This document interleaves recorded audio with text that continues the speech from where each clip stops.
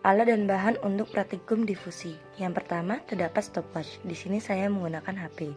Yang kedua, terdapat serbuk kopi sebagai zat padat. Yang ketiga, terdapat 3 sendok. Dan yang keempat, terdapat 3 gelas yang berisi air yang berbeda. Yang pertama, gelas A berisi air dingin. Yang kedua, gelas B berisi air panas. Dan yang ketiga, gelas C berisi air biasa. Langkah pertama, kita ambil 1 sendok kopi.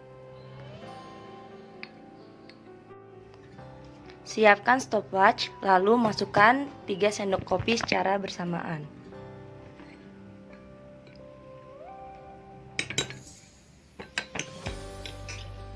Lalu tunggu sampai 10 menit.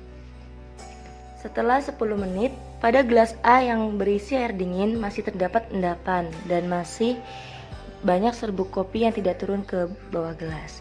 Dan pada serbuk B, serbuk kopi yang B yang berisi air panas, semua serbuk kopi turun dan tidak ada endapan. Dan pada gelas C masih terdapat sedikit endapan, tapi tidak sebanyak dengan endapan di serbuk kopi yang A, dan rata-rata serbuk kopi turun ke bawah.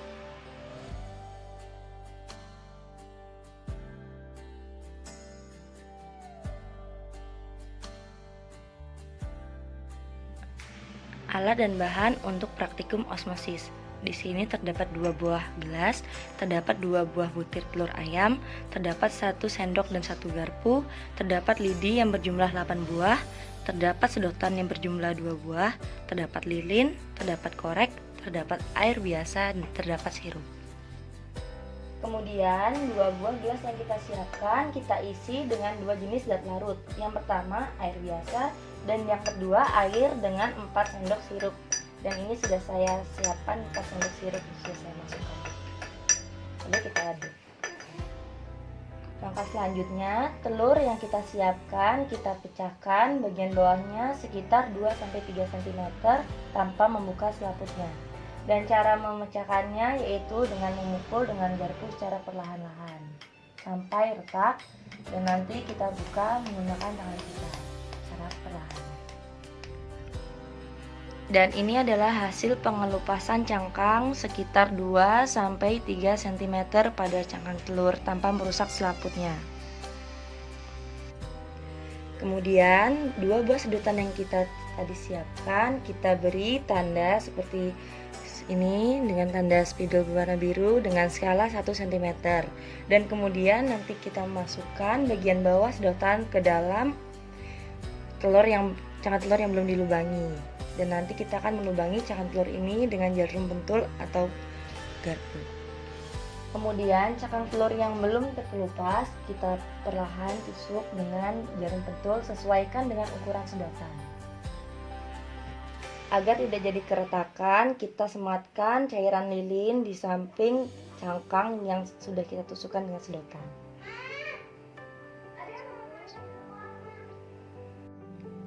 Ini dia 2 buah telur yang siap diberi perlakuan. Lalu masukkan 4 buah lidi ke dalam 1 gelas dan disusun, diatur secara menyilang. Kemudian letakkan telur pada kedua gelas. Lalu kita tunggu selama 15 menit. Mari kita lihat setelah perubahan selama 3 menit. Pada air biasa selaput tidak terjadi apa-apa. Dan pada air sirup selaput telur berwarna keping-pingan. Perubahan setelah 6 menit. Pada air biasa tidak terjadi perubahan apa-apa, selaput telur tetap warna putih. Dan pada air sirup setelah perubahan 6 menit, warna selaput telur menjadi semakin kemerahan atau semakin keping-pingan. Pada air biasa terjadi perubahan setelah 9 menit. Kita lihat selaput pada air biasa lebih tebal daripada 6 menit dan putih telur mulai muncul, mulai keluar dalam sedotan.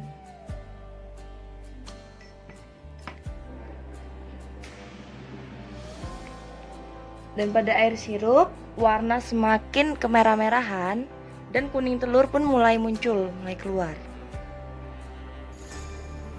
Ini terjadi pada perubahan setelah 9 menit. Dan ini perubahan setelah 12 menit. Mari kita lihat. Nah, putih telur semakin naik ke atas sedotan, dan kita lihat, nah, putih telur atau selaput telur semakin tebal dan semakin padat pada air biasa. Mari kita lihat pada air sirup. Kuning telur mulai naik dan selaput juga tebal, tapi dibandingkan dengan air biasa masih tebalan air biasa dan warnanya semakin kemerah-merahan. Dan ini perubahan setelah 15 menit. Nah, di sini sangat padat putih telurnya, selaput telurnya, dan putih telurnya semakin naik sehingga ingin keluar dari sedotan. Setelah 15 menit pada air sirup, warnanya sudah kemerah-merahan dan bentuknya sudah mulai padat tentunya. Dan kuning telur semakin naik daripada waktu sebelumnya.